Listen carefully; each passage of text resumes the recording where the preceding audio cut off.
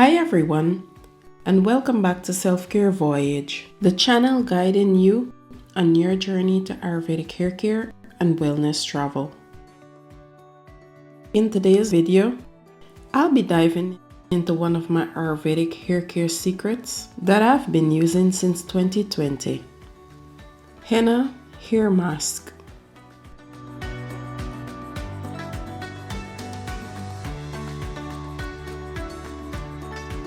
And I'll be sharing a DIY recipe and also demonstrate how I apply this mask to my hair. So, if you're looking for strength, length, and an amazing tint that just sparkles when you set out into the sunlight, stay tuned. But first, what even is henna?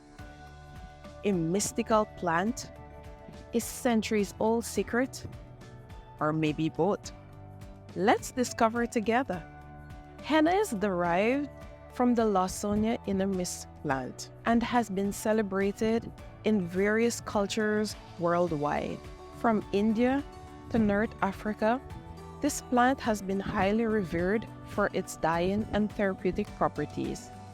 The leaves are dried, crushed, and then sifted into a powder.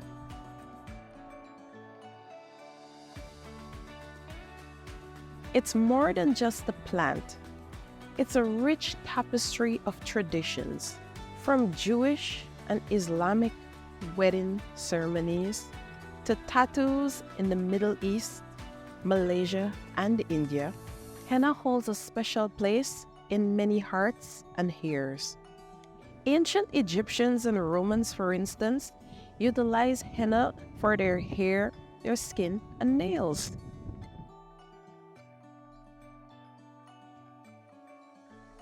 Since I started my henna journey in 2020, I've discovered a world of benefits. Natural hair dye. Fancy a subtle burgundy tint when you step out into the sunlight? Henna's got you. Strength and shine. Break less, shine more. Henna is a scalp saver. Dandruff? Never heard of her. This wonder herb has been praised for its antifungal, anti-inflammatory, and antibacterial properties. So, how does henna work? Science? Magic? I don't believe in magic. Therefore, I'll have to go with science. Simply put, henna binds to the keratin in our hair strands, fortifying it, and giving it that mesmerizing natural tint. And that's the henna hair bond, stronger than your Wi-Fi connection.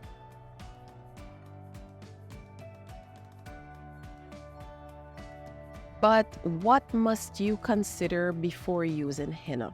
Henna is a permanent tint. It's committed, so it won't wash out like other dyes. Consider your hair type.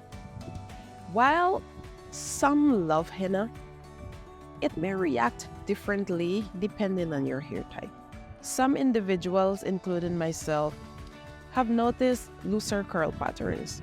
That is a positive because my hair has become more manageable, and better manageability means length retention. No more tug-of-war with my strands. I also noticed that henna has tamed my frizz over time. However, if you're worried about unwanted changes in your curl pattern, simply add some Amla powder to your henna, and that will create a balance. Now, let's talk purity. Always ensure that your henna is 100% pure without added chemicals. Allergic reactions to henna are rare, however, they're not impossible. You can suffer serious burns if your henna contains harmful chemicals like PPD. Always purchase your organic henna from a reputable source, but I would advise you, if it's your first time using henna, kindly do a patch test. Now let's talk low porosity hair. If your hair's porosity is on the lower end of the spectrum, it might give henna the cold shoulder and it may not take the dye. Also, henna is a test of patience. Let's face it, applying henna to your hair is a messy chore. So when using henna, be patient and be prepared. And remember to put on a pair of gloves, unless you fancy tinted palms. Hello, dryness. While henna can offer some fantastic hair benefits, it might also make your tresses feel like the Sahara Desert. Avoid adding other ingredients that can amplify the drying effects of henna, for example, coffee. Instead, add products that will provide a moisture balance.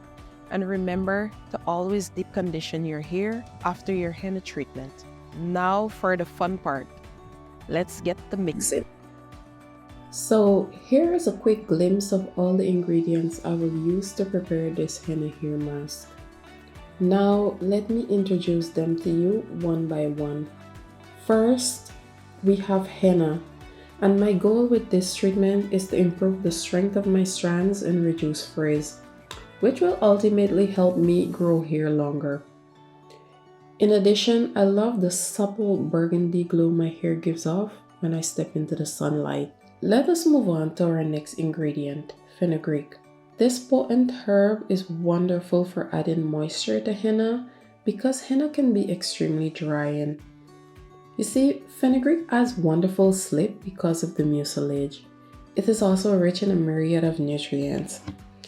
You're welcome to check out my video on fenugreek if you're interested in other ways to incorporate it into your hair care routine. Next up is brahmi, a herb that helps to promote hair growth by improving blood circulation to the scalp. Now we have amla. In my fenugreek hair tea video, I use this herb in my recipe. I love it for its anti-inflammatory properties and its potential to increase hair density. Hibiscus is another herb I incorporate into my hair care recipes and is another ingredient in my fenugreek tea recipe. It is a great herb for increasing the hair's density and is packed with vitamin C. And we have Bhringraj. This wonderful plant is one of my super herbs for hair growth. I recently did a thorough research on this herb from our website and was blown away by the amount of benefits it has.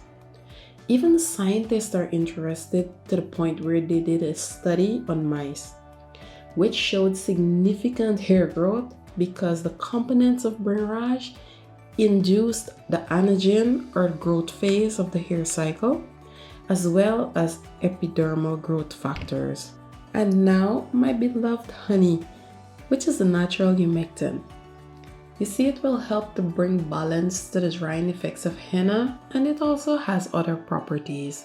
This is what pure henna looks like. This particular brand is finely sifted, so it washes out easily. Thoroughly mix all the dry ingredients, then add warm to hot water a little at a time.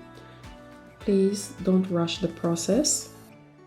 The water I use is not boiling either, and you need to add it and mix until you achieve a nice, rich, creamy texture without any lumps, and then incorporate your honey.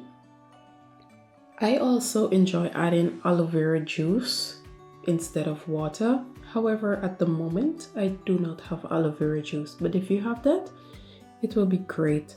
After you would have mixed and achieved the consistency that you desire, please cover and let it sit for an hour or two. For the application process, thoroughly cleanse your hair and then you can apply it to wet hair. I always work in sections because my hair is fairly dense and I use this treatment monthly. Please remember to don your gloves. My hair looks like this after applying the mask to my entire head. I will now put on a shower cap and leave for 3.5 hours. Then I'll rinse it out with cold water and follow up with my moisturizing deep conditioner. This is what my hair looks like after my entire wash day. Now, I hope you've enjoyed this DIY recipe, but I wanted to recap on some of the unwanted effects of henna. While henna is a fabulous herb, it may not be for everyone. It can dry out your hair and give you color that you didn't expect. If you're pregnant, please consult with your healthcare provider or a henna hair care expert. Kids below 10 should not use henna. And please remember, always do a patch test before using this herb. Always use gloves when you're applying henna to your hair, and remember to follow up your treatment with a moisturizing deep conditioner. Stay away from what some call black henna. This isn't pure henna, and this product can cause some terrible reactions. And there you have it, the 411 on henna for hair care. So have you tried it, or are you thinking about it? Drop your thoughts and questions below. And don't forget to like, to share, and to subscribe for more Ayurvedic hair care secrets. Until next time, stay shining, and remember, your self-care voyage starts now.